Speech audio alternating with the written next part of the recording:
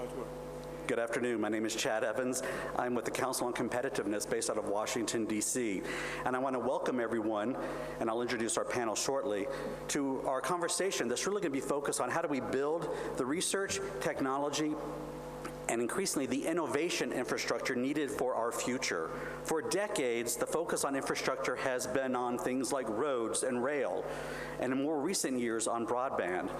In fact, in the United States, we spend 1 week every month in May discussing in a national debate on issues like potholes, crumbling bridges, congested highways, and we even release an annual infrastructure report card in the United States where we routinely score grades of C or less.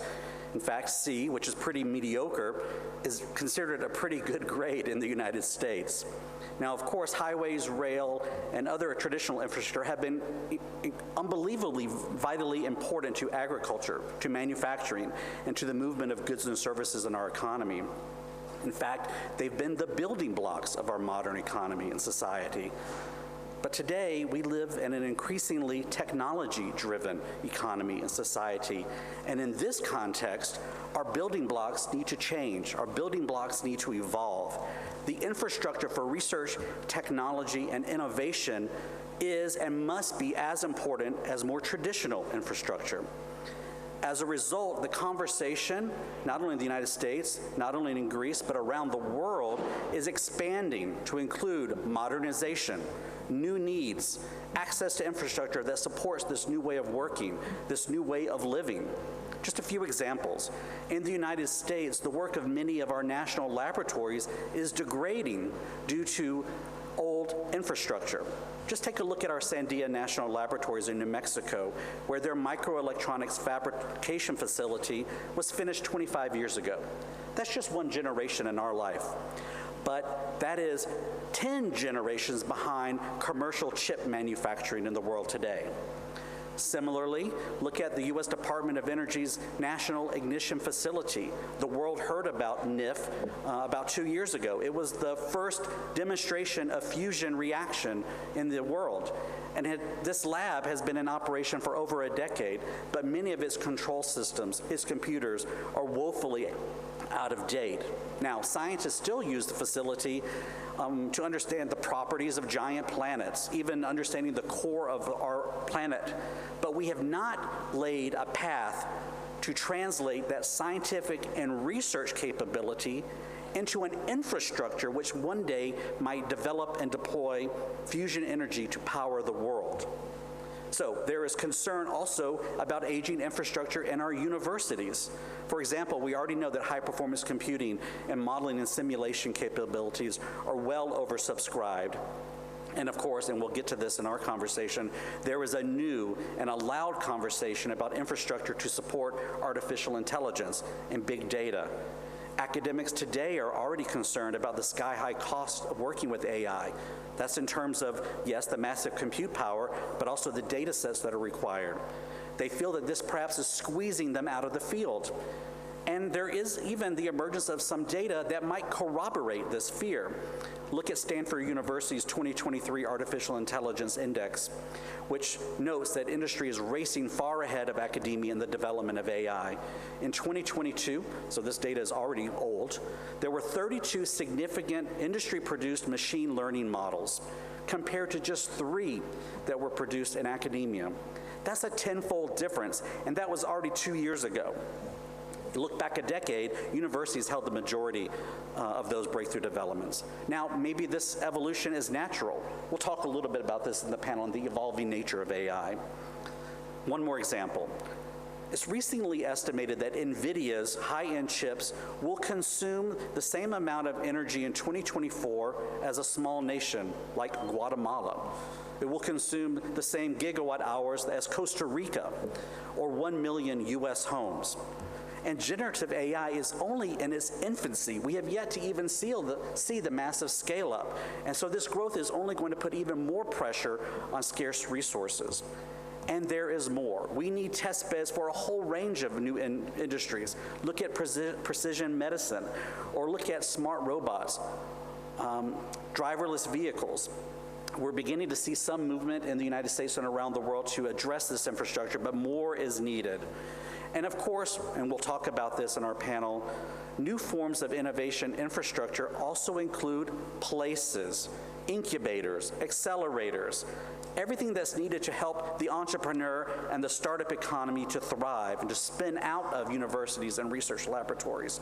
We need new manufacturing lines to get over the valley of death. And there is incredible interest in physical spaces where students, companies, researchers can all come together to engage, to collaborate, to live, and to work together. Now, we have an incredible, stellar panel that's going to address all of these issues, and I'm going to introduce them now, and we're going to kick off our conversation. We have an alphabetical order, but to my left, Dr. Nikos Efthymiadis, the chairman and CEO of Thessaloniki Innovation and Technology Center. He's also the chairman of Rodestos, a 21-company business group in Greece and Southeast Europe in the field of agricultural technology, supplies, and services. I encourage you to read all of their bios. They're all incredible leaders. And Dr. Efthymiadis has served in a wide-ranging array of executive leadership roles in businesses and in industry groups. Next, we have Georgios Nounisis, the director and chairman of the board of Greece's National Center for Scientific Research, Demokritos. During his tenure since 2017, he has led reforms that have resulted in the rapid growth of technology transfer rates to startups and to multinationals, and the creation of many successful spin-offs. He's also founded the Attica Hub for the economy of data and devices, which is coordinating Smart Attica, one of the 4 European digital innovation hubs in Greece.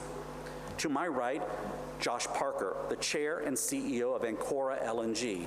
Josh is also part of the leadership group of my organization, the U.S. Council on Competitiveness, and is one of the 60 CEOs leading America's National Commission on Innovation and Competitiveness, developing a new private sector-driven innovation economy.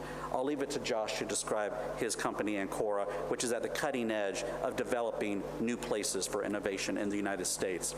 And then finally, rounding out our panel, we have Kyriacos Sabatakakis, the country managing director of Accenture in Greece, who has responsibility for many markets across Southeastern Europe. He oversees nearly 3,000 consultants, multiple projects across the region, and Kyriacos has had incredible experiences in leading business transformation, operations, technology development, and digital entrepreneurship in companies large and small across Europe.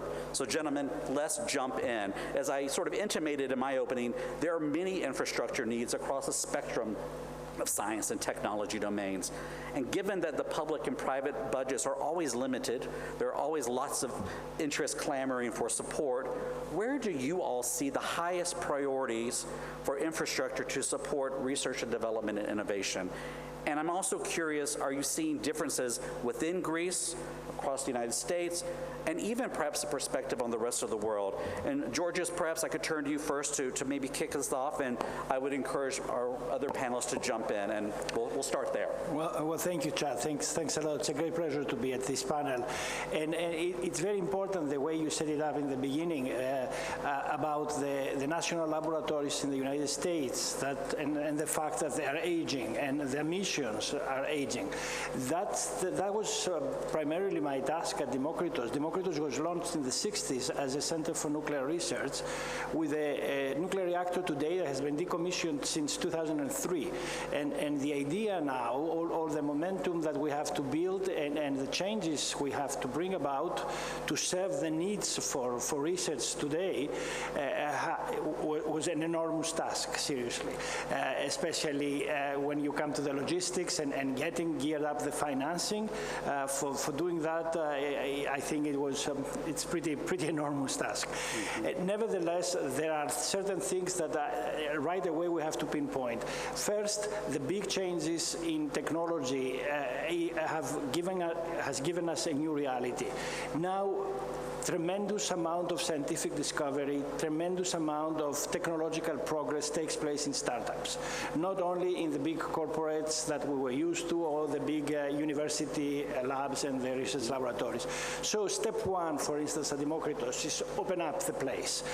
Open up the place and bring in startups in deep tech that will work next to the public laboratories who also are doing the research in natural sciences, anywhere from from nuclear physics all the way to AI.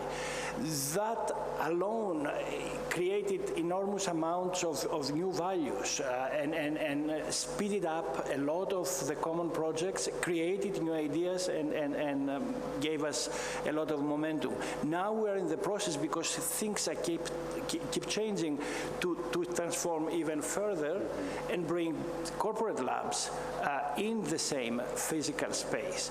And I think this is making day to night. We have already invited, and they responded to our invitation, we've invited Tesla, and Tesla has a research laboratory inside Demokritos interacting with this ecosystem around it. This is going to be followed the next couple of years with several big corporates from Greece and Europe. So this is big change that serves the needs for innovation.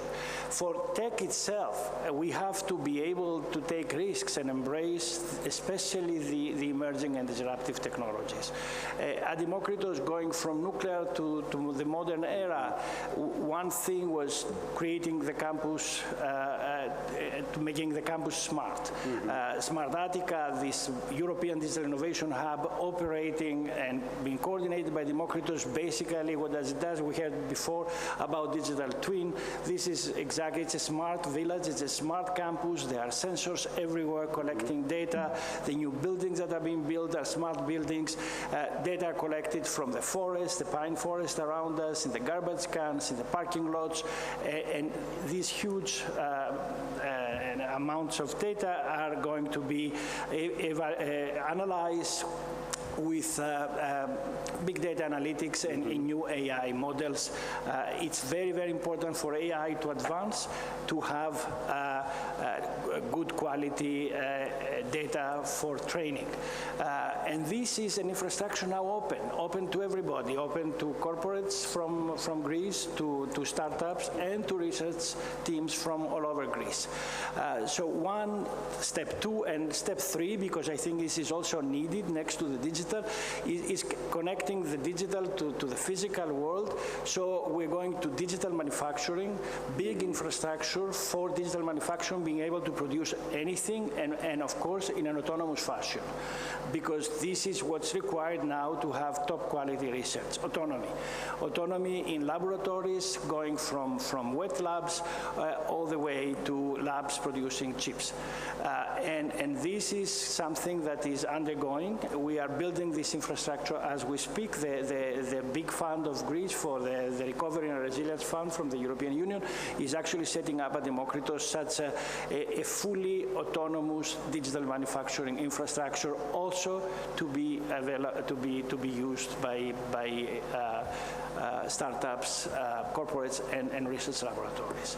So you have to do both innovation and the emerging and disruptive technologies, and you have to take risk, especially in the second part. Well, so Georgia, you're actually weaving a very complex tapestry. You're bringing together a lot of elements to really advance Greece, and I know there are many efforts in Greece that are trying to create this new infrastructure. And Nikos, perhaps I could turn to you here.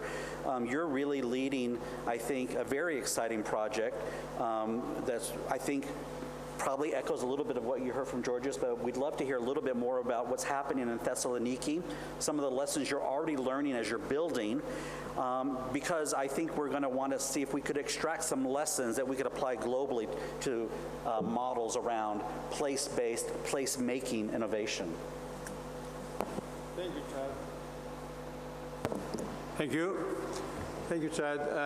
Yes, my contribution to this panel would be to talk about a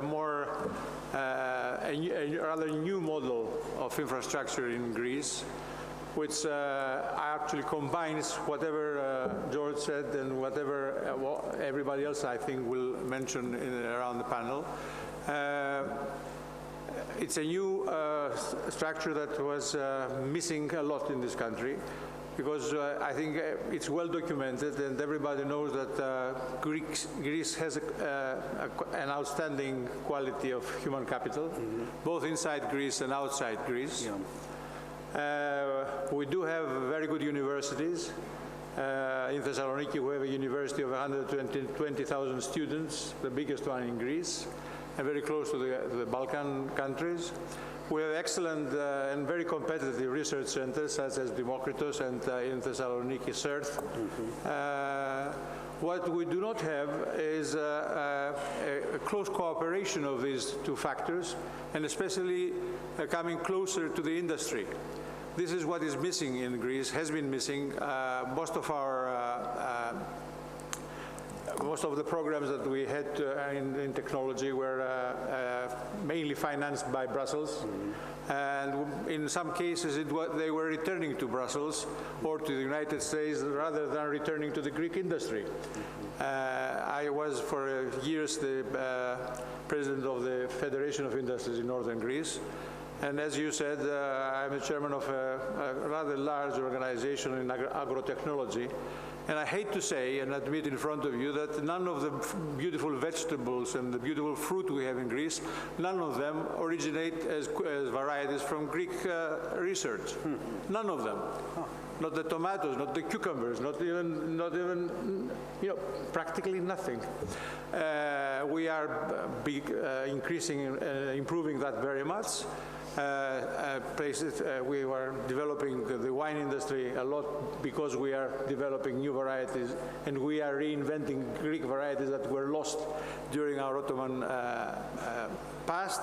So there is a tremendous need that all these good universities and all these good research centers in Greece will come to the industry, and will be industry, and there will be an open innovation system where the challenges of the industry will be heard by the universities and the research institutes, and actually apply to help them solve their problems and their researches.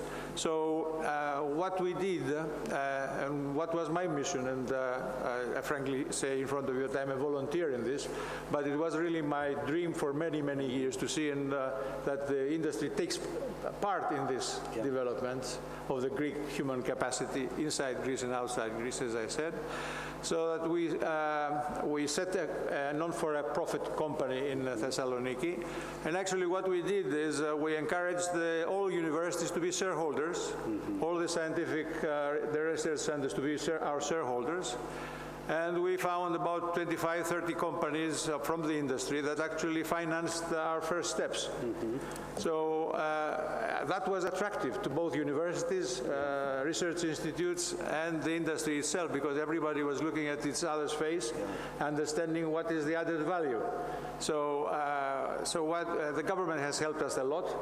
They gave us 76 hectares of land next to the airport of Thessaloniki, right on the seaside. So we are trying to develop a technology park, internationally oriented, where we are going to put together under one roof both people from the university, from the research, and the industry's R&D department. So what is really different from what we have right now in Greece is that we have a wonderful Demokritos or a wonderful CERT, a good university, A, B, C, D, but we don't have them all together under one roof. So synergy is the magic word we are trying to use right now, and we are asking them, and it was a bottom-up approach.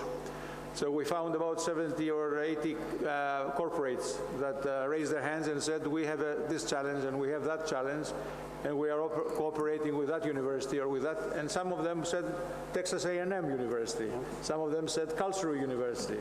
And that was a big challenge as well. So this helped us quite a lot with the government aid and with the money we raised from both private sector and the public sector to start this project, which is called Thessaloniki International Innovation Center. It's not, we're not reinventing the wheel. You have done it everywhere, and we'll do it once more in Greece, but it is adding value to all the work, the good work that is done by the universities and research institutes. Well, Nikos, it's an interesting model. I don't know, Josh, if you or Kyriacos want to jump in, because I would also imagine in the success of bringing industry in, you know, there's always this issue of competition, right? So where does collaboration work, and where does the transition happen for competition? And Kyriacos, I don't know if you have some thoughts there, because I think that's ultimately one of the challenges. Where can you collaborate pre-competitively, but to also position yourself for success as a partner in that organization in the global marketplace? Oh, yeah. No, I mean, thank you. First of all, very quick answer to your point. I think one of the points that characterizes the digital age is the creation of large ecosystems. Yeah. It's very difficult to just have standalone companies being successful. And also, I think this is a late realization of this country that in order to be successful in the new economy, these digital ecosystems need to be created, both in the private sector as well as in the public sector as well. So bringing the two together, like what Mr. Fimiadis is trying to do, is exactly what this country should be doing. And quite frankly, because you mentioned before, you know, how sometimes innovation coming from the private sector even goes faster than how, you know, academia is running. I think one of the reasons why this happened was because industry was able to aggregate digital ecosystems much faster than what academia was used to doing. And obviously, you know, having a target of a problem that you need to solve is one thing. On the other, and this brings us also to the topic, you know, of the big tech also in the US, was the realization that nowadays we have the tools and the capabilities to solve problems that we knew how to solve, but we didn't have the resources to be able to do it. And, you know, lo and behold, we have the resources, and then you go, the private sector just running so fast, you know, and creating all these wonderful things that that we're all experiencing. But I mean, bringing it back, I think this is a topic not just for Greece. I think this is a topic for Europe as well, because if we try to put Europe versus the US or Asia, you know, or everything that's happening around the world, quite frankly, we haven't been as successful, and I think hence, you know, the reason why also the EU is paying so much attention now in precisely trying to create the right digital ecosystems that will allow this collaboration, even though for decades there's been collaborative models in the EU between industry and academia, but, you know, obviously something more needs to get done. Well, it's interesting, this idea of these ecosystems, and I want to turn to you for your answer, but this, I think what's also happening, you see this democratization of the tools of innovation, and so you see more people actually being able to play in this space and enriching that ecosystem, and I think you also see, to your point, applying the tools of innovation on the innovation process itself. So it's a self-reinforcing acceleration, and that's really interesting. And Nikos, but I'd love to get your answer on yes, I would like to give a very clear answer to your worries about competition, and which is correct. But since Greece was late to start such a model, we were still very privileged to start it from the beginning. Yeah. So we're taking advantage of all the technologies and all the innovation and all the speed by which all these things happening. So what we did, and actually it avoids competition, is, as I told you, there were about 70 companies that raised their hands and said, I want to do this. I want such a product, a new product from my production line, but I have this challenge. So what they did is they went to the right people in the industry, in the universities, and the correct people in the research institutes, and they formed a group. That particular group is some kind of a cluster that has its own contract among the people that are developing this new innovation. And actually they share their patent, they share their rights, they share their expenses, of course. They hire doctoral students, etc. So they are placed in there. And another thing which we did, which I think it will be interesting to discuss, is rather than waiting to learn more from our experience, we partnered with the Israelis. We partnered with a technology park from Israel that is actually, we are hoping that they are experts in startups and spin-offs, and that they will help us to do less mistakes. So you're trying to accelerate your own learning curve and deployment curve. Josh, you want to weigh in? Sure. Yeah, thanks, Chad, and great to be here as well, and I apologize for my rather casual look for such an august panel here. My luggage didn't quite make it with me in time for the panel. Munich's fault, not that's Greece's right, fault. Munich. So my daughter tells me I always look like I'm just coming from or just going to a golf course, so I share that look with you all. I think we have to disabuse a few notions around innovation that speak to the infrastructure that we need going forward. This point that you made a moment ago, there really is no more singularity in innovation. We're well past the days of the single innovator sitting in their laboratory with the light bulb moment driving innovation. And the model that we've seen in the U.S. is really this fusing of collaboration and competition into co-opetition, where you have multiple industry partners, entrepreneurs, and public infrastructure through universities and national laboratories working together. I think in our business, we partner with and invest in these anchor institutions in order to drive their mission and strategic priorities and generate the real assets out of that. But it really does have to start from that mission and strategic priority.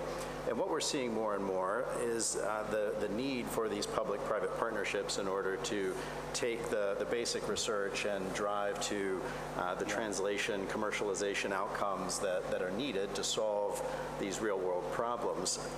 We're right on the front edge, I believe, of so many platform technologies, whether it's genetic editing or AI or quantum or decarbonization.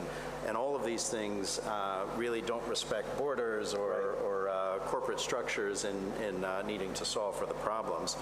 I think one of the most interesting things in the U.S. model is this sort of post-World War II order where the federal government has a very effective partnership with the university infrastructure in order to deliver federal funding to drive the basic sciences. And what we're seeing is an expansion of the traditional university mission of education into and basic research into more commercialization and translation activities. And that I think is driving new models that are supporting infrastructure growth. We talk often about the need to accept failure as a part of the innovation model, and I think we're needing to see infrastructure be willing to accept failure as well. We need funding models that will allow for the high velocity turnover that's necessary, and traditionally infrastructure is not financed and not operated in a way that really sees that turnover. And so bringing these institutions together is critical. You mentioned incubators earlier, and I think that's an incredibly important piece of it.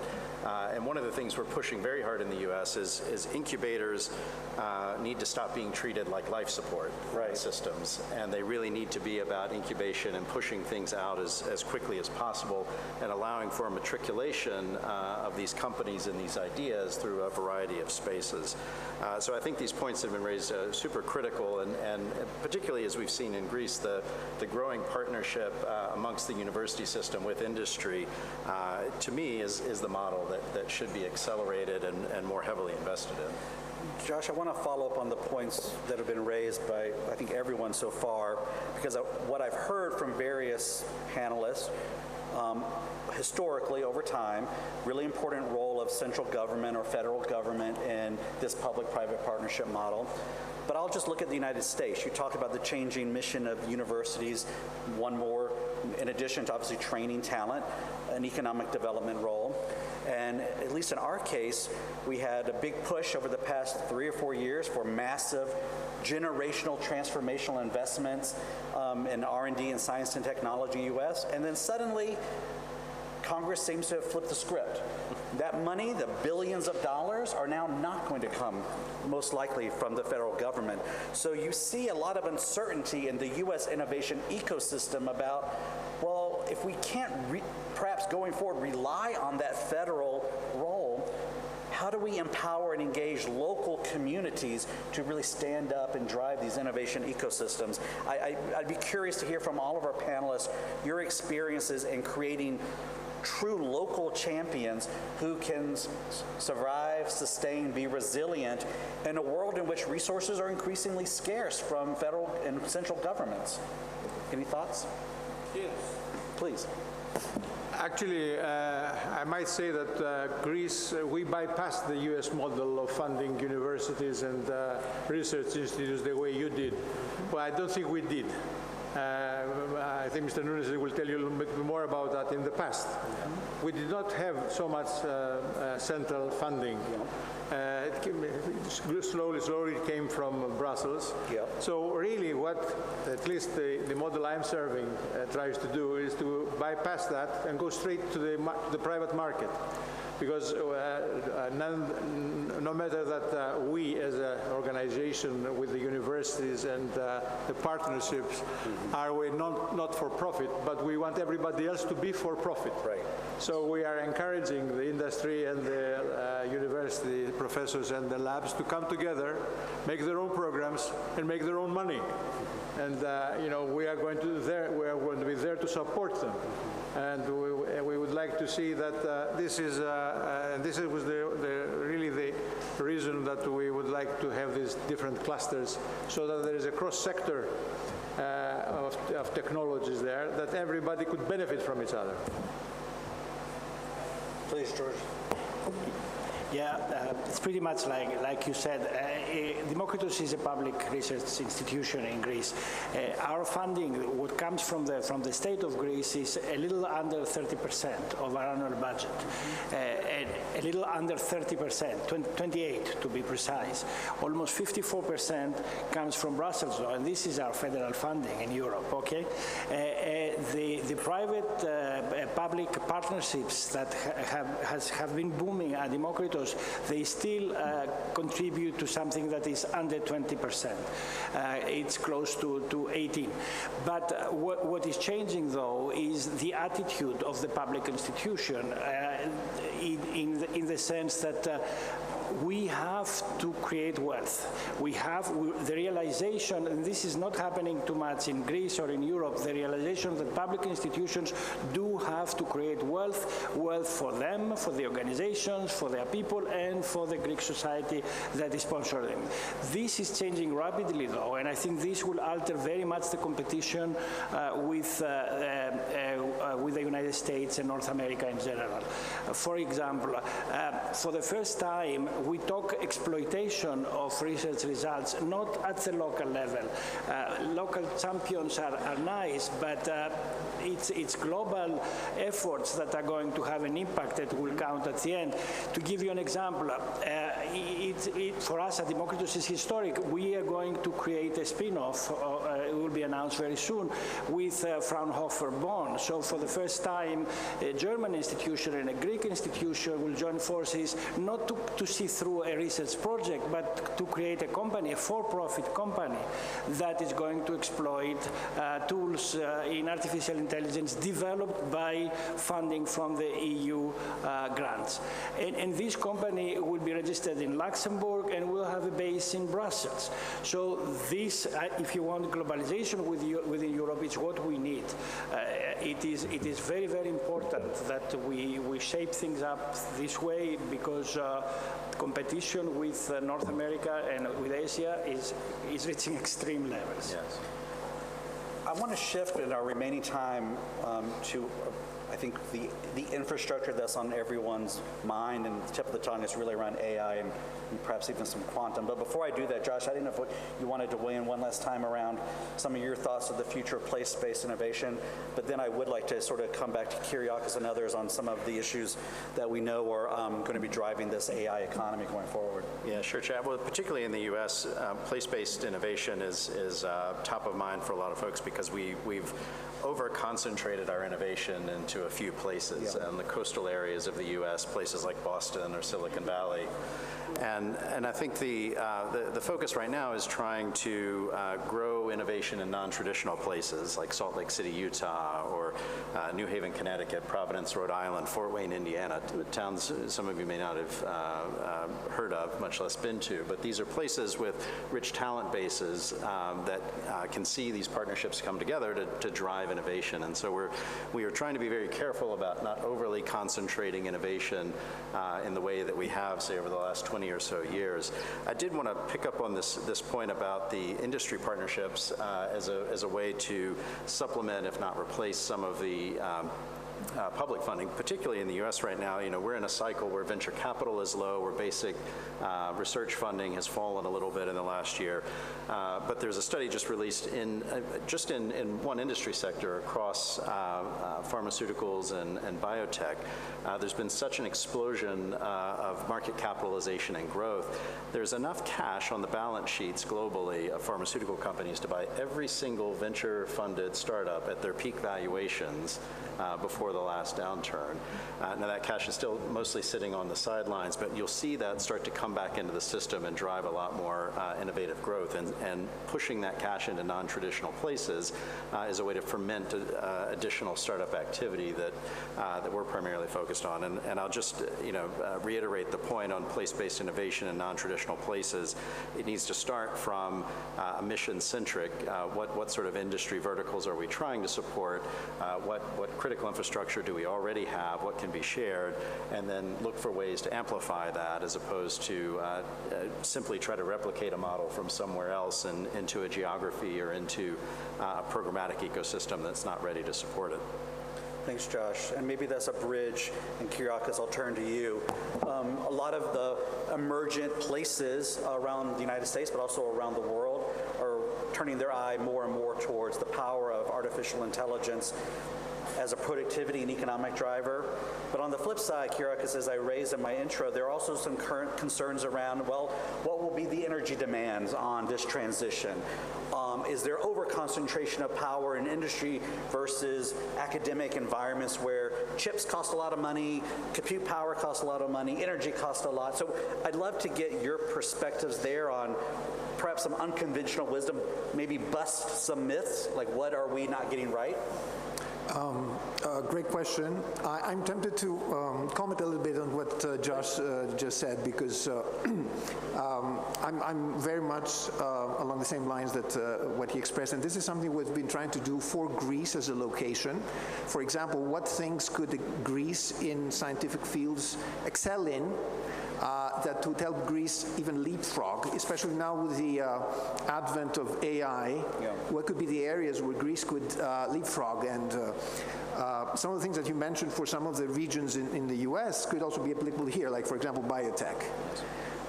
Pharma. About 10 years ago, also the Greek government created kind of a digital health system that is full of data that under proper governance could be utilized scientifically and do miracles. So this could be worth a lot to many different entities, not only Greek, but even international. Energy and renewables, and I'm going to get to your point about infrastructure costs, but also supply chain and logistics. We're the world champions in shipping, right? So putting two together, so AI with these verticals where we could excel, I think Greece could really leapfrog in terms of both scientific research, but also applied research, to your point earlier. Now, getting back to your question, one of the things that we've all realized is after the initial experimentation of companies and even individuals with AI, we do realize that there needs to be a huge infrastructure behind to be able to support what's happening. So basically, this new knowledge economy doesn't come for free. It should be grounded on very heavy infrastructure. And sometimes we just see bits and bytes, but at the end of the day, there needs to be data centers consuming energy. And one of the things that we realize also with our clients, we see on a daily basis, we start with pilots, and when we get to the point of wanting to scale up, we see the cost just exploding, and we're saying, wait a minute, what we thought, there was an amazing business case to begin with, starts becoming less attractive as you go down the path. So I think, there's two things, one more general and one more specific to Greece. The first point is that one needs to be, even in AI, a smart consumer. And this is something we like to educate the market for, because just mindlessly consuming AI is just going to create a huge issue, cost issue, but also energy issue. So smart consumption is the way to go. And from the way that a company would select which algorithms to use, which language models to use, which a whole set of things. just to give you an example, from our own experience, if you take not a full language model as it exists right now from commercial companies, and you trim it down to a very small, we call it student model, you're able to reach more than 95% of the same result with the same quality, but you consume about a third of the energy, okay? And then, as you were saying before, how to use research for research's sake. So how to use AI to help optimize the energy consumption. Now, having said this, these are things that, people and companies are going to need to do around the world. One interesting thing about Greece and energy is that this past year, our energy mix reached 57% by renewables, okay, so which is one of the highest in Europe. So we're becoming a champion in renewables in Europe. This means green energy is available here. And if you combine this with where we were coming from, which basically a lignite-powered energy sector here, we've moved, with leaps and bounds, and there's even EU incentives to actually reutilize the lignite plants and reconvert them into renewable energy, and potentially even build, data centers that are green from day one. So I think, it is a big issue. We all need to be cognizant of the fact that, AI is consuming a lot, how to handle this, but I think also Greece is on the right track to provide solutions for that. Well, Kyriacos, you've also just maybe painted a path towards long-term AI-enabled economic and productivity growth for a nation like Greece. If you have places that emerge in it like Thessaloniki, then you have a renewable energy-based economy, and you have the talent to take advantage of and leverage AI, that seems like the recipe for success for the 21st century. We have a minute left, guys. I'd like to give each of you 10, 20 seconds. Any final thought or comment you would like to leave our group here and online about where you think the future of infrastructure must focus, Greece, elsewhere? Nikos? Well, since most of our audience here are from Greece, I would like to say that it is a great opportunity right now that we should not miss, bringing together universities, research institutes from all around Greece, all around the Balkans, or Southeastern Europe, internationally as well, because the name of the game is really competition globally. So I would like to say that this is a great opportunity for Greece, and we would like to make the best of it. Georgios? Yeah, I would see establishing AI factories, basically, that can address all the issues combined. And I think because it's a very expensive sport, we should start thinking more, especially in Europe, investing in quantum computers and quantum computing. As I said before, it's not a cheap toy at the moment, but it's going to be the future, and it's going to be incredibly disruptive. And last, research infrastructures of today, because of the huge geopolitical changes that are taking place and the shifting of the venture capital internationally from in deep tech, we have to be able to provide substantial support, solutions, and innovation for defense-related issues or dual-use, civil and defense-related issues in science and technology.